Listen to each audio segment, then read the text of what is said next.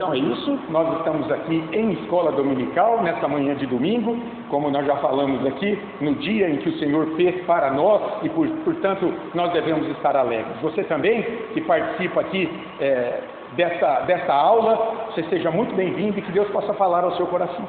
Vamos orar? Senhor, obrigado, Deus, pela graça, misericórdia do Senhor em mais uma manhã de domingo, em que reúne a Tua igreja aqui, Senhor, para que possamos ser instruídos pelo Teu Espírito. Ajuda-nos, Pai, nesta hora, a entendermos tudo aquilo que formos expor aqui e para que possamos ter um olhar, um enxergar a sociedade, pessoas ao nosso redor, com mais misericórdia, com mais entendimento daquilo que acontece na vida das pessoas, ó Pai, em especial daqueles que ainda não conhecem o Senhor, daqueles que ainda não conhecem a Tua palavra, daqueles que foram criados à Tua imagem e semelhança, mas se perderam pelo caminho. Ó Pai, ajuda a Tua igreja, Deus, a lançar um olhar de compaixão sobre essas vidas, para conduzi-las a Cristo, para levar a elas, Deus, o esclarecimento acerca daquilo que, do ponto de vista espiritual, acontece na vida delas. Ó Deus, ajuda-nos a aprendermos mais da Tua palavra acerca daquilo que vamos estudar nesta manhã, para que possamos ser instrumentos eficazes em Tuas mãos, na vida daqueles, Senhor, que ainda não Te conhecem. Ó Deus, que o Senhor possa quebrantar o nosso coração e a partir de nós, Deus, com toda a humildade, usarmos como instrumentos do Teu reino. Obrigado, Senhor, pela oportunidade que nos dás. Obrigado por cada filho Teu que está aqui. Desde já, nós já Te agradecemos a vida do Alfredo, o nosso cozinheiro, que já está lá trabalhando, preparando a nossa refeição. Obrigado pela Tua igreja. Hoje, ó Pai, teremos aqui um almoço comunitário para demonstrar o amor de Cristo, a provisão de Cristo com nossas vidas. Obrigado, Senhor, por todos aqueles que o Senhor trará aqui. Obrigado pelas crianças, pela professora Maria, que já está lá com elas. Que o Senhor continue a abençoar o Teu povo, Deus, e a nos usar para a honra e glória do Teu nome. Ó Senhor, essa igreja é do Senhor. A palavra é do Senhor. O povo aqui de Nova Granada é do Senhor. Esse povo que o Senhor tem trazido aqui para, na comunhão do povo de Deus, na comunhão da Tua palavra, crescer na graça e no conhecimento do Senhor. Tudo isso é Teu, Senhor. Foi estabelecido pelo Senhor aqui, para o louvor do Teu nome. Nós nos alegramos nisso e descansamos na provisão, na condução do Senhor. Graças Te damos, Senhor, nesse domingo, nesse dia do Senhor, nesse dia que o Senhor preparou para o Teu povo adorar o Teu nome e ser instruído pelo Senhor. Fica conosco, instrua-nos, assim oramos em nome de Jesus. Amém. Amém. Meus irmãos, nós estamos aí então em escola dominical e o tema aqui da nossa aula nessa manhã está aí, olha, o ser humano, macho e fêmea. O texto base da nossa aula tem sido o livro de Gênesis, de maneira geral. E hoje vamos pensar um pouquinho mais nos 2 primeiros capítulos de Gênesis, olhando para essa temática.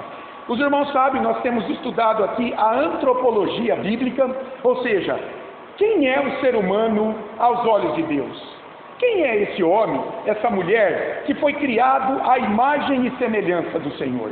E nós já vimos muitas coisas aqui. Essa já é a 8ª aula. Nós já vimos a respeito da dignidade do ser humano, ele é diferente da criação, porque é a imagem e semelhança de Deus. Nós já vimos sobre o coração humano, que não é o órgão cardíaco, mas é essa natureza espiritual que é transformada por Deus. Nós já vimos sobre o corpo físico, a natureza do nosso corpo. Nós já vimos sobre a nossa alma. O que é a alma? Alma e espírito é a mesma coisa? É a parte material? São diferentes? Nós já vimos isso. Nós já vimos a origem da alma. Olha que preciosidade. Na nossa última aula a gente falou sobre isso. De onde vem a nossa alma? Ok, Deus a criou, mas de onde ela vem? Como Ele a criou? Tem 3 teorias e nós vimos isso na última aula. E se você quer se inteirar mais sobre isso, entre lá no canal do YouTube da igreja e você vai ver essa aula lá. E hoje nós vamos pensar um pouco sobre uma questão, meus irmãos, que gera muita controvérsia, a respeito do gênero humano. O título da aula já anuncia isso: o ser humano, macho e fêmea. Vamos caminhar aqui na aula. O que a gente pode ver como objetivo dessa aula? O que a gente vai ver de maneira geral? Nós vamos conhecer o ensino da Escritura sobre gênero e sexo, parte 1. Eu comecei a preparar essa aula, meus irmãos, e aí não teve jeito, eu tive que dividir a aula, porque só a parte do gênero já avançou bastante. Então, a parte 1 que nós vamos ver hoje, a gente vai pensar um pouco sobre o gênero humano, homem e mulher. E se Deus quiser, na próxima semana, vamos ver a parte 2 dessa aula, que vai falar sobre a vontade de Deus para a vida sexual do homem. E entender a razão pela qual a homossexualidade é pecado. Vamos ver isso com calma. A lição está dividida em uma introdução. Hoje, o ensino bíblico sobre o gênero, é o que a gente vai ver hoje apenas, e na próxima aula, se Deus permitir, o ensino bíblico sobre a atividade sexual e o ensino bíblico sobre a homossexualidade. Uma conclusão e aí a aplicação. Nós já oramos, vamos partir então para a introdução da nossa aula. Eu vou ler para vocês, isso aqui é apenas uma breve consideração inicial. Por quê? Porque, irmãos, falar sobre gênero, sobre sexo hoje, levanta muita controvérsia. Então, o que eu quero deixar claro aqui para vocês que estão aqui, que são cristãos, crentes, e também para você que está aí, de repente, tomando conhecimento dessa aula e talvez esteja lutando contra o seu gênero, ou talvez você tenha alguém na família muito querido que esteja lutando contra o seu gênero, contra a sua sexualidade. Veja, essa aula não é uma afronta, não é um ataque, não é uma desconsideração à sua vida. Mas o que eu quero deixar claro aqui? Nós precisamos entender isso. Nós estamos pensando sobre gênero à luz do quê? Da Escritura. Nós somos crentes, nós somos cristãos. Nós não estamos atacando quem pensa diferente. Nós estamos defendendo, pensando sobre aquilo que o nosso livro sagrado, a Bíblia, que nós cremos que é a revelação de Deus para o bem do homem, diz a respeito disso. Então veja, a Bíblia, o que ela é para nós? É a nossa regra de fé e prática. Nós somos cristãos. Nós respeitamos todas as opiniões diferentes da nossa quanto ao gênero e à sexualidade. Então, para frisar bem, essa aula aqui não é um ataque aos que pensam diferente de nós, mas a exposição daquilo que a Bíblia fala sobre a natureza do gênero humano e da sexualidade como consequência dele, de um homem que foi criado à imagem e semelhança de Deus. Então, o que é um homem? O que é uma mulher? Segundo o Deus da Bíblia, não um Deus extra-bíblia, mas o Deus da Bíblia. Outra coisa, o sexo é definido no nascimento ou pode ser mudado segundo o sentimento humano? É algo também para a gente pensar. O gênero determina o sexo de alguém ou são coisas separadas? Ou o sexo, o órgão sexual masculino e feminino, determina o gênero de alguém, homem e mulher, ou podem ser desconectados? É isso que a gente vai explorar olhando para a Escritura. E eu também trouxe aqui uma palavra, irmão, sobre tolerância, porque tolerância é uma palavra em moda, é ou não é? Muitas vezes, os crentes são taxados de intolerantes. Mas o que é tolerância cristã? Tolerância cristã é respeitar a posição contrária de outras pessoas. Nós respeitamos aqueles que não pensam como nós, mas não é concordar, não é assumir como verdadeira a posição daquela pessoa. Justamente por quê? Porque nós somos cristãos e nós caminhamos segundo a nossa regra de fé e prática, que nós cremos que é a Escritura. E Deus na Escritura, Ele nos revela a verdade a respeito do gênero humano, a respeito da sexualidade humana. Então a tolerância cristã não é brigar com ninguém, não é matar as pessoas que pensam diferente. Nós não somos extremistas, não jogamos bomba em ninguém. Então nós respeitamos as pessoas que pensam diferente. Mas outra coisa, é nós concordarmos com a verdade que elas dizem estar defendendo. É abrir mão da verdade eterna revelada por Deus em sua palavra. Nós não podemos fazer isso. Nós temos uma identidade como cristãos. Nós somos o povo do livro, comprado pelo sangue de Jesus Cristo, para caminhar agora segundo uma verdade revelada por Deus na palavra dele. Então isso tem que ficar claro, irmãos. Nós somos tolerantes no sentido de que nós respeitamos o outro que pensa diferente, mas nós não podemos pensar como ele. Senão nós estamos o quê? Relativizando, abrindo mão da verdade que cremos que Deus revelou na sua palavra. Então, guardem isso, irmãos. E você também que está aqui presenciando essa aula. Tolerância cristã é respeito, claro, mas não aceitação de qualquer ponto de vista, como se Deus o aprovasse. Nós não cremos que há uma verdade, 2 verdades, 3 verdades, 4 verdades, 25 verdades sobre o gênero humano. Nós cremos que há uma verdade sobre o gênero humano. E é revelada onde? Na Escritura. O nosso Criador, Ele nos revelou isso, ok? Tudo bem até aí? É importante fazer essa ressalva para você também. Justamente por quê? Porque talvez você conheça pessoas que estão lutando contra o seu gênero. Um homem que não se sente homem. Uma mulher que não se sente mulher. Talvez você esteja lutando. Então, você vai aprender a responder a isso, não segundo o mundo sem Deus, mas segundo aquilo que Deus revela, para responder a essa luta, que acima de tudo é espiritual. É espiritual. Vamos caminhar na aula.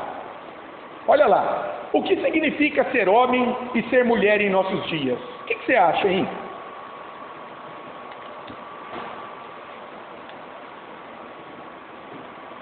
Por que um homem pode dizer assim: eu nasci com um órgão sexual masculino, mas eu não me sinto homem? E uma mulher também. Por que eles podem sentir isso? Por que eles podem negar o seu gênero?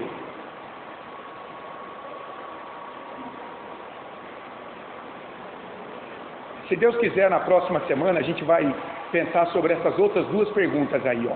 O casamento tem algum propósito definido por seu Criador? Ou é só uma convenção social? É algo que foi criado pelo homem só para ele poder se juntar com outra pessoa para muitos objetivos? Ou foi criado por Deus com um propósito e ligado à sexualidade? Será que é isso? O homossexualismo é aprovado por Deus? Ou será que é fruto da queda do homem em pecado? Será que a prática homossexual é só uma decisão do intelecto de alguém, do sentimento de alguém? É isso que conduz uma pessoa a negar o seu gênero para ter atração por pessoas do mesmo sexo? Ou será que tem fundo espiritual? Olha como essa aula é importante. E aí, quando a gente pensa nisso, irmãos, sabe o que a gente tem que entender um pouco? O que aconteceu lá na década de 60, do século passado.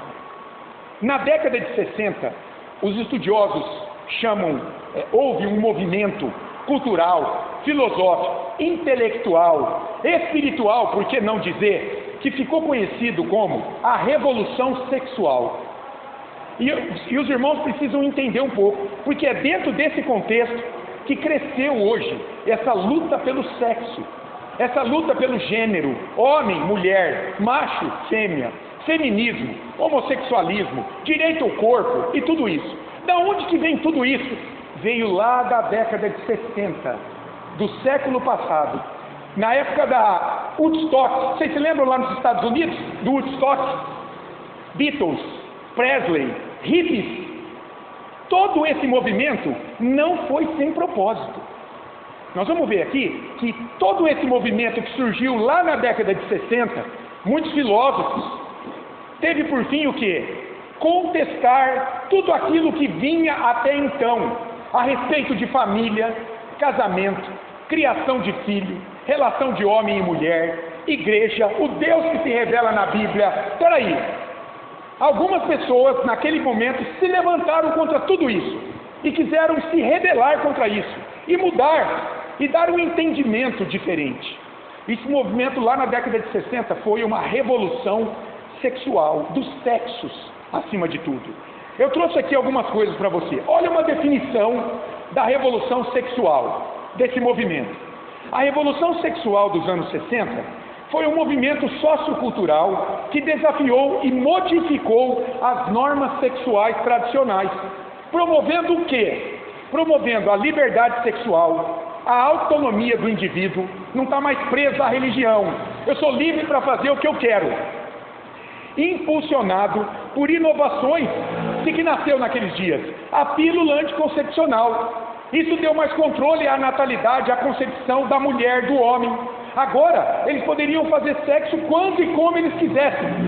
Por quê? A gente está se protegendo com a pílula anticoncepcional contra uma gravidez indesejada. Ali também nasceu os movimentos feministas e a cultura hippie. A cultura hippie foi uma cultura de enfrentamento ao conservadorismo.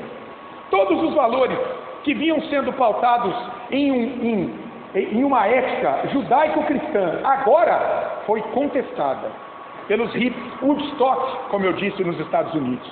O movimento resultou em uma maior abertura à expressão sexual, o questionamento da monogamia. Por que eu tenho que ter só um parceiro na vida? Não, eu posso me relacionar com quantas pessoas eu quiser, inclusive dentro do casamento. Bigamia, por exemplo. O casamento tradicional, homem e mulher, modelos de família, está embutido aí, começou a ser contestado. Por que 2 homens e 2 mulheres não podem ter uma família? E mais modernamente, por que eu não posso ter uma família de 3 pessoas?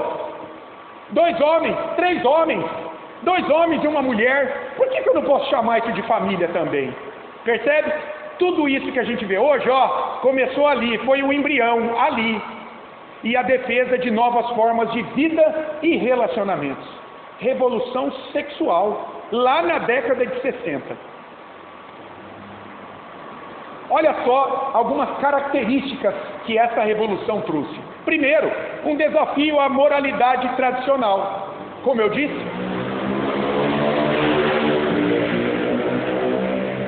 a revolução sexual contestou os códigos morais e religiosos que regiam a sexualidade, defendendo uma visão mais hedonista e natural da vida sexual. Uma visão hedonista é aquilo que me dá prazer, aquilo que me dá satisfação. Então, se me ver solteiro, saindo com um monte de mulher me dá prazer, é isso que eu vou fazer. Casamento não. Se eu posso casar com uma pessoa do mesmo sexo e isso me dá prazer, é isso que eu vou fazer. E por aí vai. Se eu me sinto mulher sendo homem, eu quero ser mulher. Por quê? Porque é o que me dá prazer. Uma visão hedonista de vida, inclusive da vida sexual. Mas não só. Dali também partiu uma liberdade de conduta, porque houve uma maior aceitação de práticas sexuais, antes consideradas tabu. Homem com homem, mulher com mulher, homem com animal, mulher com animal. Por exemplo, o sexo antes do casamento, a prática da masturbação, ver pornografia. A partir dali, essas coisas começou a ser visto como algo natural, começaram a ser vistas como algo natural. É uma escolha minha, não está ligada a nenhuma religião, não está ligada a nenhum Deus, não está ligada a isso. Irmãos, foi mais ou menos como aconteceu lá no século XV, XVI, quando nós tivemos o Renascimento Cultural. O Renascimento Cultural foi um movimento filosófico, humanista. O homem estava ali aprisionado pela Idade Média e aquele assombro da religião católica apostólica romana. E ele quis se libertar daquilo. Logo depois veio o quê? O movimento do iluminismo na Europa. Um movimento filosófico onde é a razão que define as coisas e não Deus. Não uma visão bíblica que vai definir a minha vida. Não, é a razão. Então é a razão que é o árbitro da verdade. Muito bem, isso veio caminhando lá de trás, até chegar aqui na Revolução Sexual dos anos 60. Algo começou muito lá atrás, foi crescendo devagar, até chegar na década de 60 e explodir lá com o Woodstock, com os hippies nos Estados Unidos, que alcançou o mundo todo. Não foi à toa, irmãos, que os Beatles surgiram nessa época. Ouça muitas músicas dos Beatles. Eu gosto de algumas músicas dos Beatles, mas tem músicas que a letra, você percebe, está justamente inflamando essa revolução, dizendo: você é livre, esse mundo pode trazer liberdade quando você tomar as rédeas da sua vida. Deixa Deus para lá, deixa a religião de lado e assuma as regras da sua vida, e você vai encontrar a verdadeira liberdade. Muitas canções da década de 60 têm esse tema. Não é à toa, nasceu ali naquela cultura de revolução. Estou dando contexto para os irmãos da aula, para vocês entenderem que isso aqui não é sem propósito. O que veio de lá também? Mudança nos papéis, homem e mulher, na família, no relacionamento entre si, no trabalho, na cultura. A revolução sexual impulsionou a ideia de que os relacionamentos poderiam ser mais flexíveis, menos restritivos. Não tem esse negócio de um cabeça, a outra tem que se submeter. Não, os dois são iguais nos papéis. Cada um pode se virar do jeito que quiser, contestando o modelo, por exemplo, de monogamia. Como eu disse, quem disse que você precisa ter só um parceiro ao teu lado dentro de casa? Você pode ter mais de um parceiro. E de família tradicional, quem disse que a família é só homem ou mulher, mulher e homem? Não, nós podemos ter dois homens como uma família, inclusive tendo crianças como filhos. Não é isso que a gente vê hoje? Ainda, avanço na autonomia feminina. As mulheres ganharam maior autonomia sobre seus corpos e suas escolhas, o que lhes permitiu buscar independência financeira, educação, carreira, separadas da maternidade. Irmãos, isso acontecia em algum grau antes na vida feminina, mas o pecado muitas vezes oprimiu a mulher. Machismo, uma submissão maligna de muitos homens sobre mulheres, cultura sobre mulheres. Sim, isso aconteceu no passado, fruto do pecado, e ainda é visto hoje. Mas qual foi o problema disso aqui? Não é nem o tema da aula, mas o problema desse feminismo é que hoje a mulher, ela quer ocupar o lugar do homem. Ela concorre com o homem, ela não quer cooperar, colaborar com o homem não quer colaborar com a mulher, eles concorrem, e por isso que tem muitos lares destruídos. Um quer ganhar mais que o outro, um quer educar mais o filho que o outro, um quer mandar mais que o outro, em vez de haver uma colaboração. Deus criou homem e mulher com papéis diferentes para que houvesse uma colaboração, não uma concorrência. E olha que trágico é isso. Tudo isso aqui, eles disseram, para que a mulher fosse alguém separado da maternidade, como se a maternidade fosse uma doença, um câncer, algo que no passado aprisionou as mulheres. Não, a mulher não é só para criar filho, para educar filho, ela pode fazer outras coisas, de fato ela pode, mas isso não significa que ela não pode se contentar sendo mãe, criando seus filhos, educando seus filhos como mãe. Que papel maravilhoso que Deus deu à mulher, não deu ao homem, de gerar uma vida. Nós homens viemos de mulheres. A dignidade da mulher está nela ter sido criada à imagem e semelhança de Deus como homem.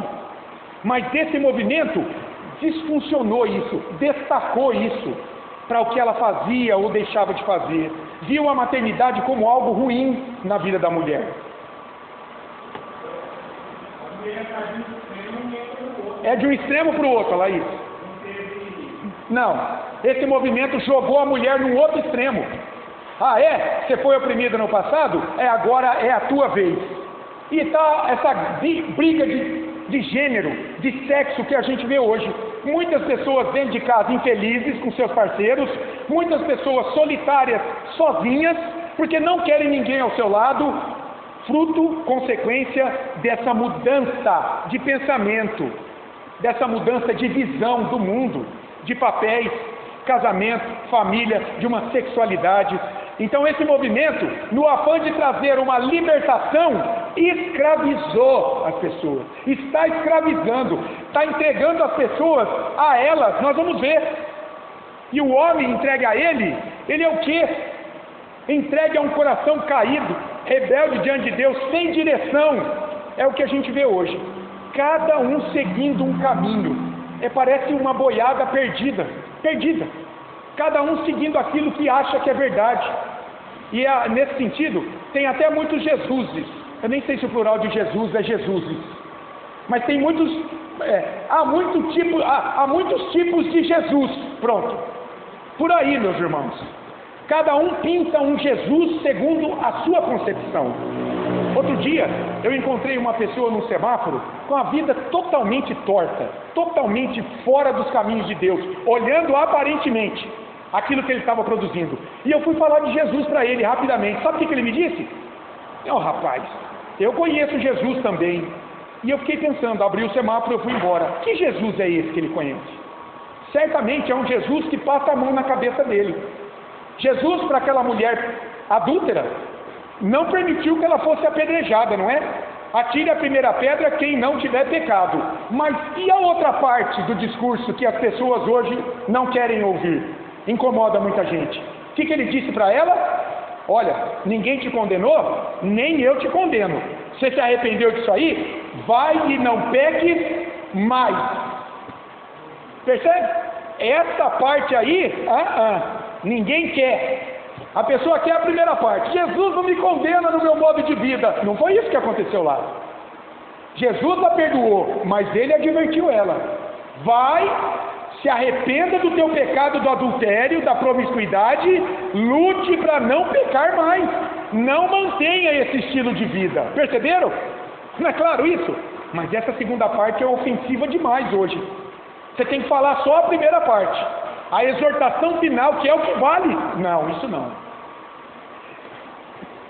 Família, casamento, geração de filhos, sexualidade, segundo um padrão bíblico, foram violentamente contestados pela revolução sexual da década de 60.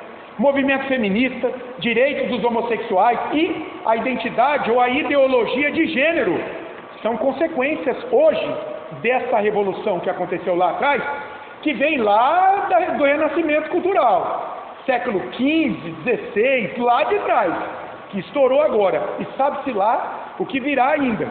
E tem uma ativista feminista, ficou muito conhecida, uma escritora francesa, ateia, Simone de Beauvoir. Talvez você já tenha ouvido falar dela. Ela morreu em 1986. Ela é um ícone para esse movimento. Olha o que ela disse, ficou gravado isso. Simone de Beauvoir disse o seguinte: uma pessoa não nasce mulher, torna-se mulher. O que vocês acham disso? Entenderam? Uma pessoa não nasce mulher, tem nada a ver com o órgão sexual dela, com o gênero dela. Ela se torna mulher. Ou seja, o ser mulher, o ter um gênero, depende do quê? Do nascimento ou do que você decide depois? Entenderam? Foi o que ela disse.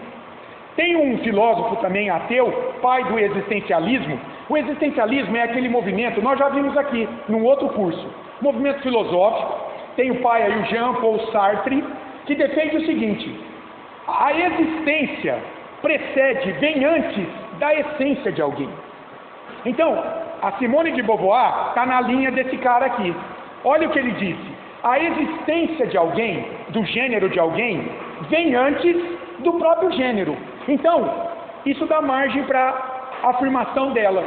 Alguém, primeiro, existe como uma pessoa, uma espécie de pessoa neutra. Depois ela vai definir o que ela é, a essência dela.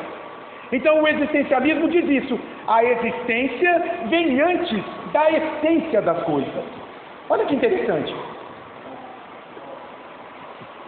Gênero e sexo se tornaram uma construção social, irmãos, não sendo determinados pelo nascimento. É um construto social. Gênero e sexo, bom dia, oi, oi. Eles não estão conectados, gênero e sexo. Homem e mulher, um órgão sexual de um jeito, um órgão sexual de outro. Não, eles não estão conectados para essa revolução sexual. Veja, um homem tem um órgão sexual diferente da mulher. No entanto, ele pode se sentir mulher. Por quê? Porque para essa corrente, gênero e sexo estão desconectados. A existência, ser homem ou mulher, vem antes da essência, do meu sexo, do que eu sou de fato. Para a ideologia de gênero, você é o que você sente ser, o que você decide ser, e não necessariamente o que o seu órgão sexual diz. Estão entendendo? Segundo a Escritura, meu irmão, é o inverso. É o inverso. E aqui eu volto a dizer, com muito respeito se você pensa diferente, mas nós estamos expondo a Bíblia. E segundo a Bíblia, não. A essência precede a existência. O que eu sou hoje é fruto daquilo que eu fui criado, em essência, para ser. Como cristãos, nós precisamos saber o que Deus diz sobre tudo isso. Afinal de contas, foi Ele quem criou o gênero e o sexo humanos. Então agora, vamos entrar no ensino bíblico sobre o que é gênero. O que é gênero? E vem a pergunta: o que significa ser homem ou mulher? Abra lá em Gênesis 1:27. Perdão, 1:27. O que significa ser homem ou mulher? Segundo a Bíblia, Gênesis 1, 27. Olha o que a gente lê aqui. Criou Deus, pois, o homem à sua imagem. A imagem de Deus o criou. Ele não existia ainda. Deus resolveu criá-lo e criou a sua imagem. E o homem aqui é um gênero que tem duas espécies. Homem e mulher os criou. Então, quando falou criou o homem à sua imagem, ali a mulher está embutida na criação. Então, Deus criou homem e mulher à sua imagem. Olha que interessante. A palavra homem, lá no hebraico, é zakar. E sabe qual é a palavra lá? Zakar, no hebraico, para homem? É macho. Macho. Os tradutores aqui deveriam ter colocado macho e fêmea os criou. Mas eles entenderam colocar homem e mulher. Mas lá no original, a palavra é macho e nikebá, que é fêmea. Pode falar, Laís. Já traz macho e fêmea. O que isso significa, hein? Olha que interessante. Aqui, essa tradução nossa, eu sigo a Almeida, Revista e Atualizada, primou pelo gênero, homem e mulher. Mas lá no hebraico, no texto original, o homem criado foi manifestado como macho e fêmea. Olha que interessante. Perceba que para que Deus, o gênero, homem e mulher, é definido pelo sexo, macho e fêmea. Entenderam aqui a pegada? O gênero está definido no original como o sexo. Então, para Deus, gênero, ele é definido pelo sexo da pessoa, macho ou fêmea. Então, irmãos, o gênero, homem e mulher, para Deus, não é um construto social, não é baseado no sentimento, não é uma experiência, algo que pode ser mudado. Por quê? Porque o gênero está ligado à sua função sexual, algo que foi dado por Deus a cada um, quando? No nascimento, quando foi definida a tua essência. Você é mulher, porque você tem um órgão sexual feminino, um aparelho reprodutor feminino. Você é homem, porque você tem um órgão sexual masculino, um aparelho reprodutor masculino. Pegaram isso? O gênero está ligado, identificado com o sexo de alguém. Para Deus, irmãos, há apenas dois gêneros, então. Homem e mulher, que só podem ser experimentados, vividos como macho e fêmea, respectivamente. Não tem como mudar. Então, a existência não precede a essência, como se eu pudesse mudar depois. Não, é a essência que determina a existência de algo. A essência. Gênesis 1, 27. Além disso aí, o que esse texto nos mostra? Gênesis 1, 27. Para dizer que de fato há dois gêneros e que eles estão comprometidos com a função sexual. Ser criado macho e fêmea está relacionado a quê? Lá em Gênesis 1, 27. A imagem de quem? De Deus. Esse é um problemão para a identidade de gênero, para aqueles que se sentem com um gênero diferente do qual foi criado e quer mudar. Veja, esse gênero foi criado para testificar do quê? Da imagem do seu Criador. Isso é sério. A dignidade humana tem relação, a gente já viu, com a nossa imagem divina. É ali que está a dignidade do homem e da mulher. Não é no papel, não é no que ele faz ou não, mas ele sido criado à imagem e semelhança do mesmo Deus. Vocês são igualmente dignos, casal. Vocês foram criados à imagem do mesmo Deus. Isso traz dignidade a vocês. Dezenas de gêneros hoje, irmãos.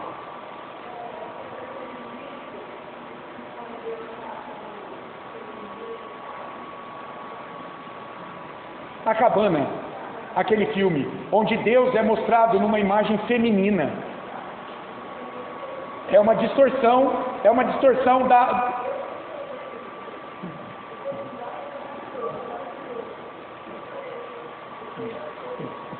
Veja, sim, exato, não tem como, né? Você transformar Deus, né, nisso. Porque veja, irmãos, Deus é espírito puríssimo. E, pode falar.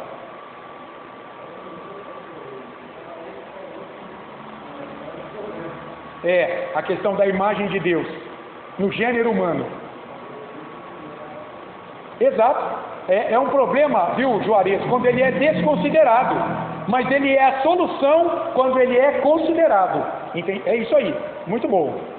Gente, Deus é um espírito puríssimo. Então, a gente não pode dizer Deus é macho, Deus é fêmea. Veja, os anjos, a Bíblia ensina que os anjos são seres assexuados. Os anjos, como espíritos puríssimos. Então, não tem esse negócio de anjo feminino, anjo masculino. No entanto, esse Deus resolveu nos criar como homem e mulher, nos dando um papel de machos e de fêmeas, dentro do plano dele, para a criação dele, para a nossa criação, para que houvesse procriação. Então, tanto o homem macho quanto a mulher fêmea refletem a imagem desse Deus, que é único. Entendem isso? Refletem a imagem. Transformar Deus numa mulher é algo estranho demais. Então esse filme realmente ele distorceu essa ontologia, a essência de quem é Deus. Mas para quê?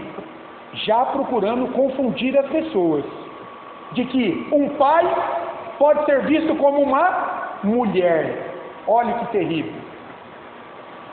Complicado isso, irmãos. Muito bem lembrado, Rita. É uma distorção dessa cultura que entende isso. Tem uma música do Pepeu Gomes, será que é do Pepeu Gomes? Gente, eu fiquei com essa música na cabeça. Se Deus é menina ou menino, sou masculino e feminino. Não é isso? Se Deus é menina e menino. Quem falou que Deus é menina e menino? Na ontologia dele, no ser dele. Então eu posso ser, olha aí, mais uma forma de camuflar, mais uma forma de dar vazão a essa identidade de gênero, irmãos. Essa música é antiga, né? É lá da década de 80, 80, 90, vem na rasteira dessa revolução sexual. Se Deus é menino e menina, sou masculino e feminino, eu posso sentir seus dois. Aonde está isso? Está no coração desse homem, dessa cultura, que é avessa à revelação de Deus, à palavra de Deus. Olha lá, o que tem hoje? Hoje nós temos dezenas de gêneros. Surgiu um rumor aí de que a ONU tinha um documento que batia o pé que havia 112 ou 120 tipos de gêneros. Ela se manifestou dizendo o contrário a isso. Não há tudo isso, parece. Mas que há uma dezena de gêneros já concebidos pelo homem, já existe. São os transgêneros. Veja, os cisgêneros somos nós, que admitimos o nosso gênero de natureza. Você é homem, você é mulher. Mas há os transgêneros, que nascem com um gênero e sentem pertencer a outro. Eu fui atrás de alguns. Olha lá, não binário, andrógeno, gênero de fronteira, gênero em dúvida, variante, fluido, não conformista, bigênero, agênero, intersexo, gênero queer. Tudo isso se mostra como um ataque a quê? A imagem de Deus no homem e na mulher, criados à semelhança de Deus. Então a gente vai atribuir a Deus um agênero, um bisgênero, um gênero quer, um gênero variante, mesmo um gênero, porque o gênero é algo que Deus trouxe para mim e para você, não é dele.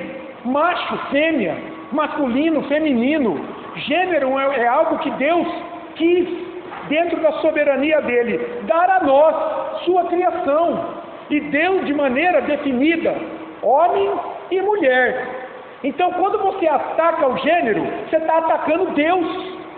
Entenderam isso? Como é sério? A imagem de Deus no homem e na mulher.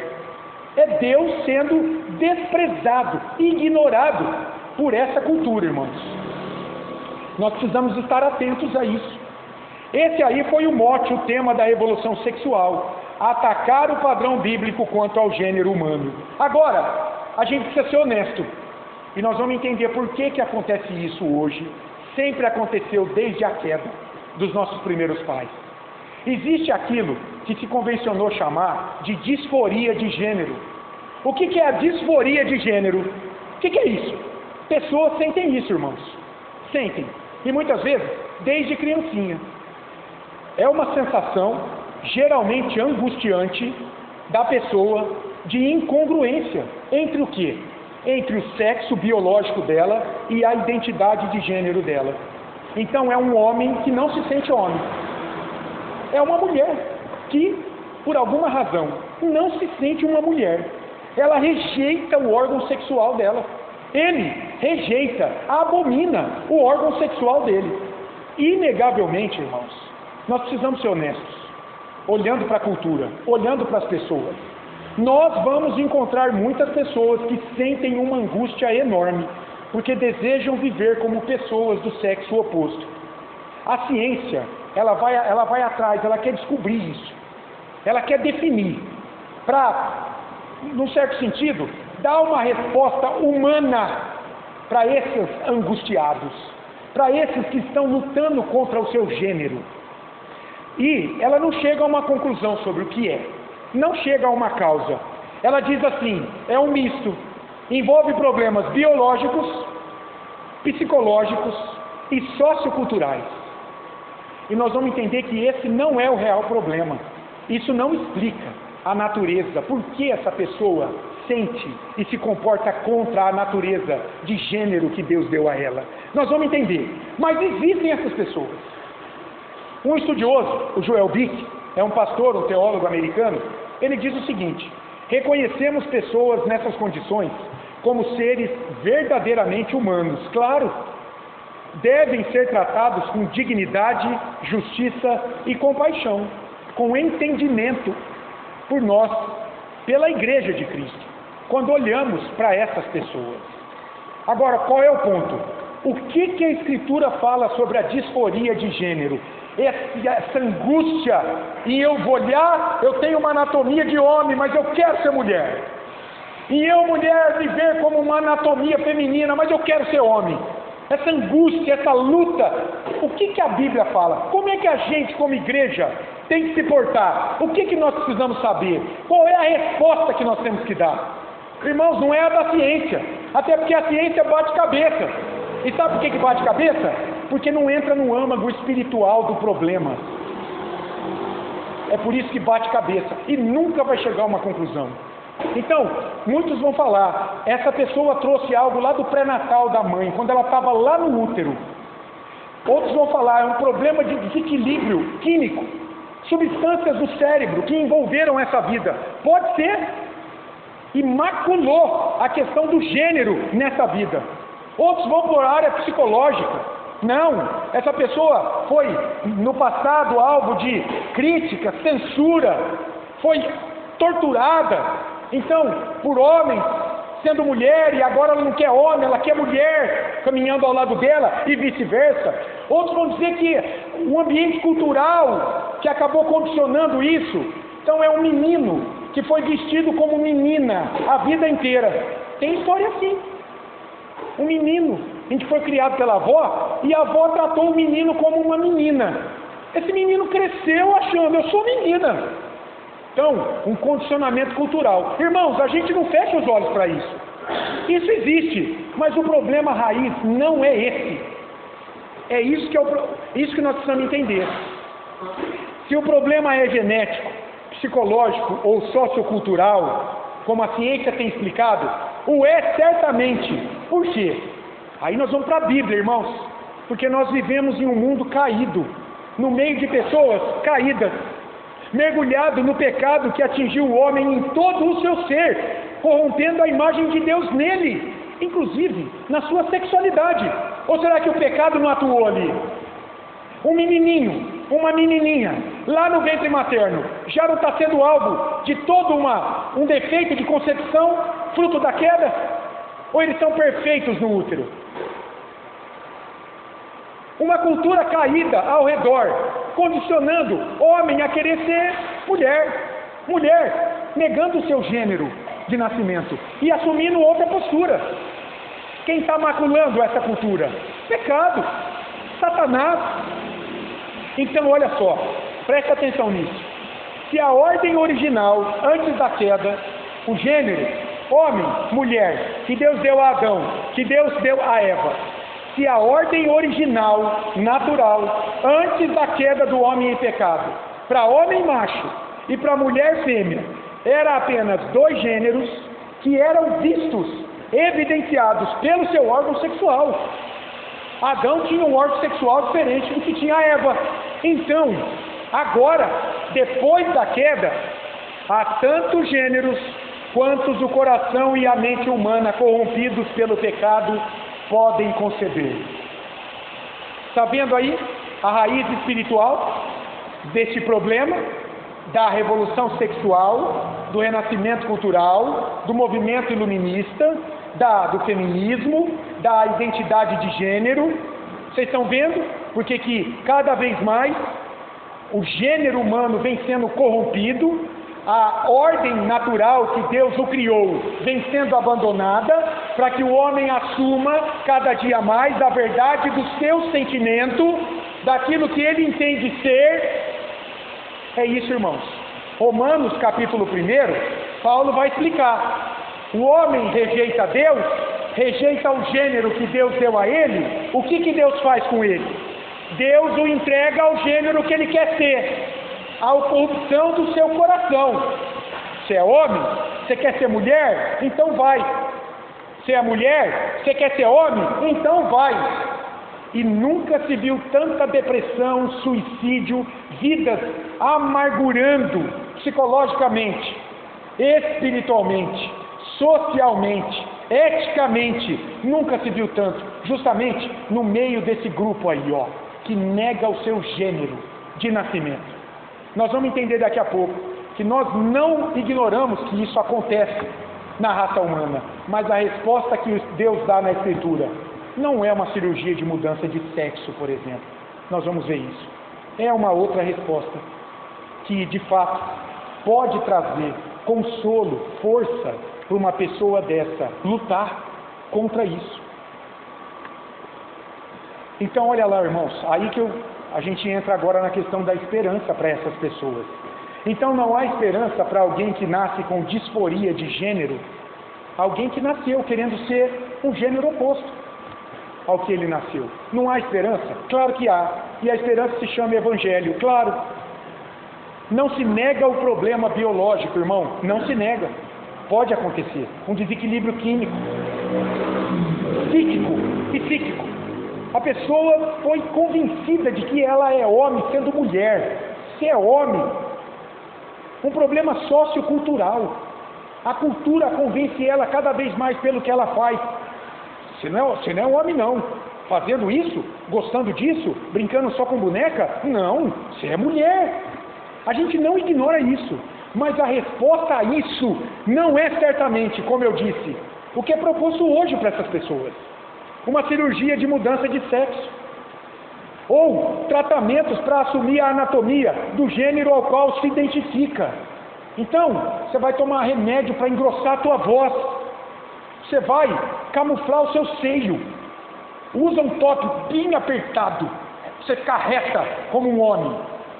Ou então o homem faz uma cirurgia de arranca isso aí para você se parecer como mulher. Toma hormônio para você ter seios. Essa é a resposta humana da ciência para quem tem esse transtorno. A disforia de gênero. Por favor, estou deixando claro aqui. Nós não ignoramos esse transtorno na vida de muitas pessoas. É uma angústia. Deve ser uma luta imensa, irmãos. Deve ser terrível. Mas qual é a resposta que a ciência dá? Vai viver o teu sentimento, rapaz. Moça, isso não é o que Deus quer para essas vidas. O que Deus quer é a entrega dessa vida a Cristo, para que o Espírito Santo haja nessa vida e vá confortando, confrontando o pecado, transformando mente e coração desse homem, dessa mulher que não se aceitam em função do domínio de uma natureza pecaminosa em si.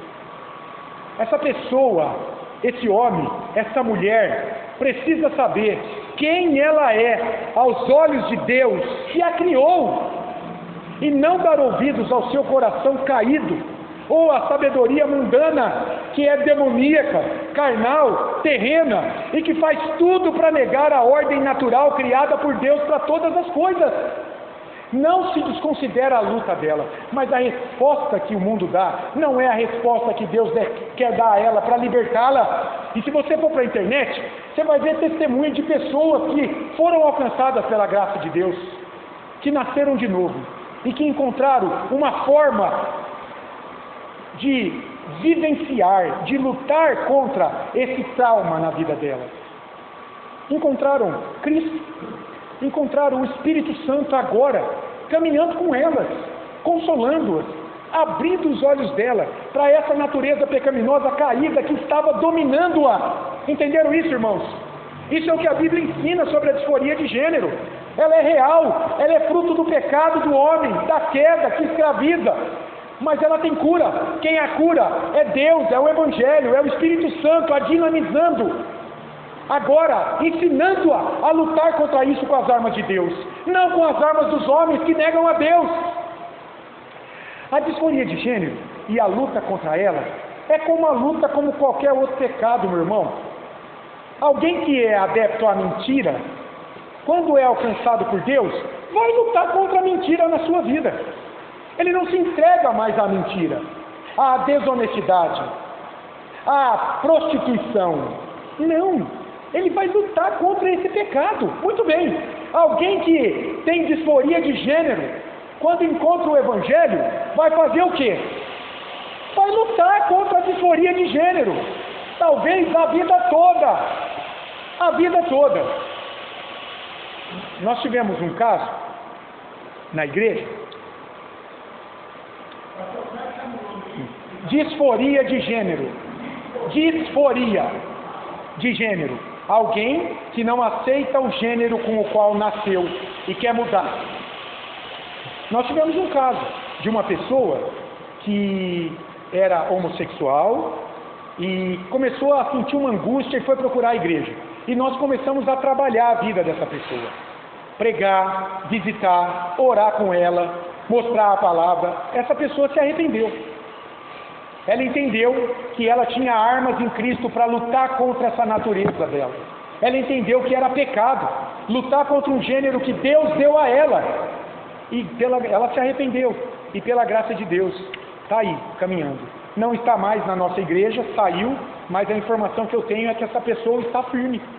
Está em uma outra igreja e está testemunhando do que Deus fez na vida dela. De que ela se libertou disso, porque ela era homossexual, mas ela nunca viveu confortável. Ela disse pra gente, eu nunca fui pleno, ela dizia. Tinha alguma coisa errada. Ela estava se deixando dominar por esse pecado.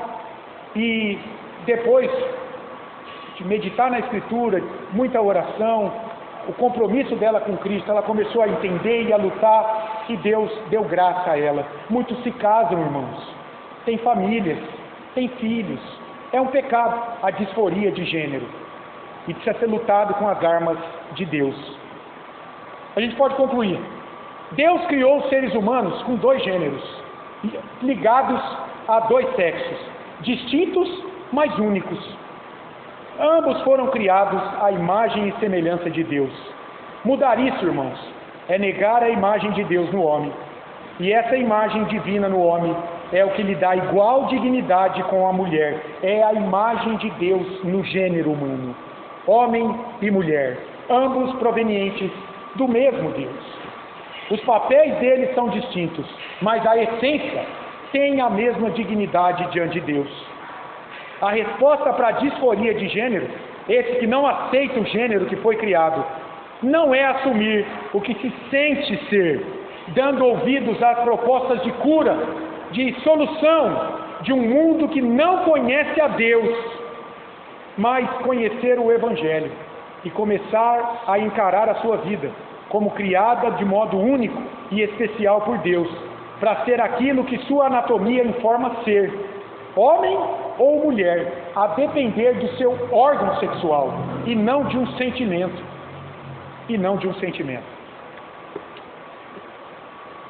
Paulo estava preso lá em Roma, quando ele escreve a carta aos Filipenses. Ele estava enfrentando uma situação difícil lá, mas ele pôde dizer lá em Filipenses 4,13: tudo posso naquele que me fortalece. Alguém que tem disforia de gênero e conhece o Evangelho vai poder lutar agora, com Deus ao seu lado, contra isso, porque ele caminha com o Senhor, que pode superabundá-lo, que pode superá-lo na luta contra esse transtorno, que deve ser terrível mesmo na vida dessas pessoas. O querer ser alguém distinto do qual foi criado para ser, tem que ser entendido. É fruto de uma natureza espiritual, corrompida pela queda. Precisa ser dominada pelo Espírito Santo.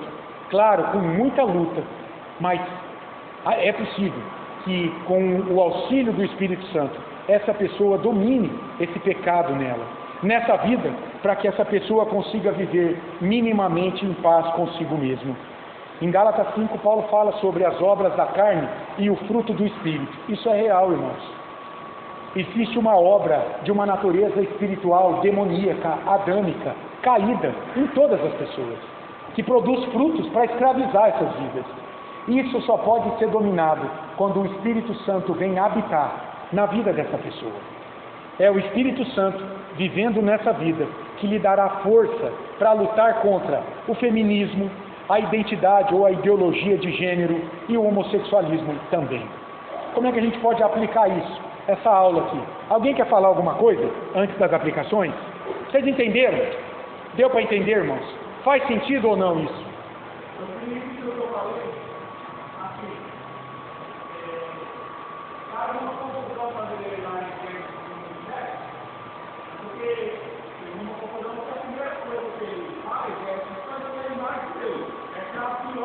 Ele fala, Deus é um homem, Deus é uma mulher.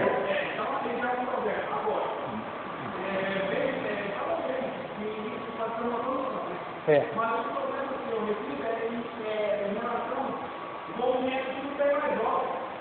E aí, esse cara talvez não pessoas que pudesse conversar sobre esse assunto, talvez fosse e o 99 eles iam seguir seus problemas, porque já sabe, que Deus quer contar, que pode continuar aí a vontade de Deus na hora, mas o problema é que eles não ouviram, eles não querem sair. O problema nasceu lá atrás e agora ele está. Isso mesmo, olha aí.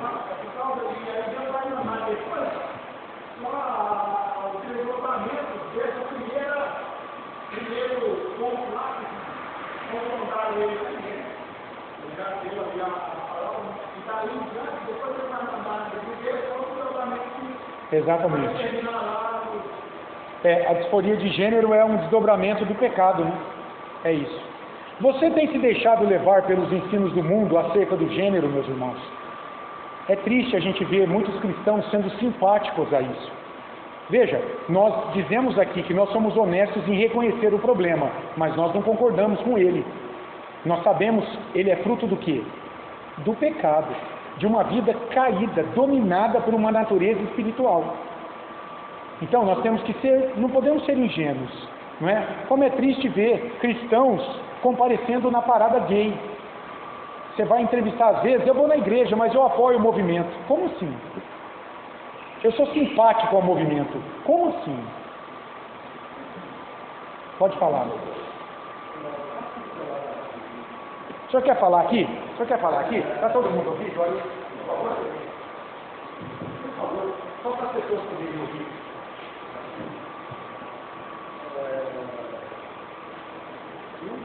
De aproveito da situação, eles estão de cabeça, por exemplo, eu acredito que a mãe dela neta vai para o medicamento que ela fosse totalmente na balança de saúde, e aí ela não deve ter da sociedade.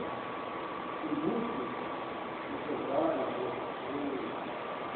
fazem sozinhos, então interesse financeiro. Por todos os pais,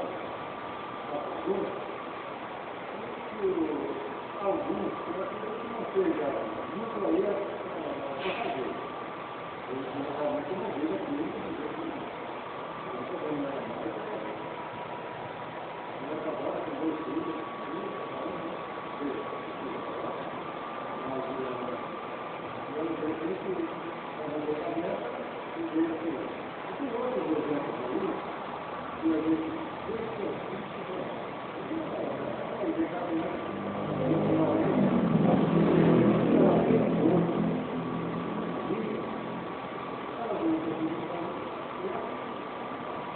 Para autopromoção.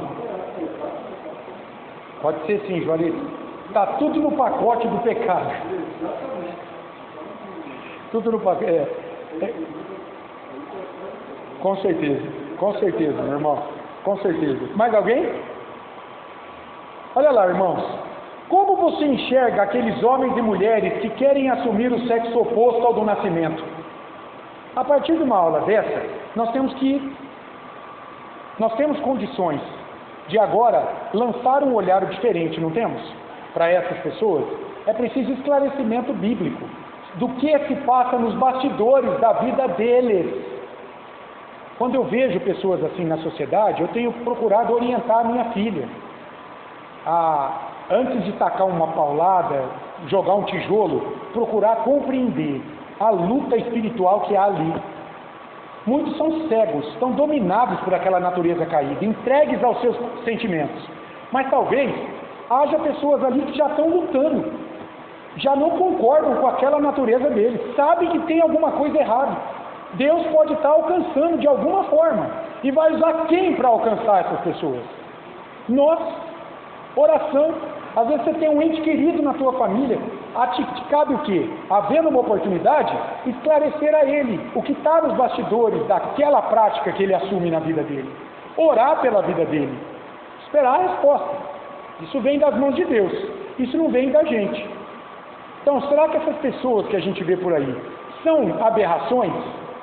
Não merecem compaixão? Ou são pessoas criadas à imagem e semelhança de Deus e que são escravizadas pelo pecado em razão de não terem o Espírito Santo habitando nelas? Percebe como é diferente?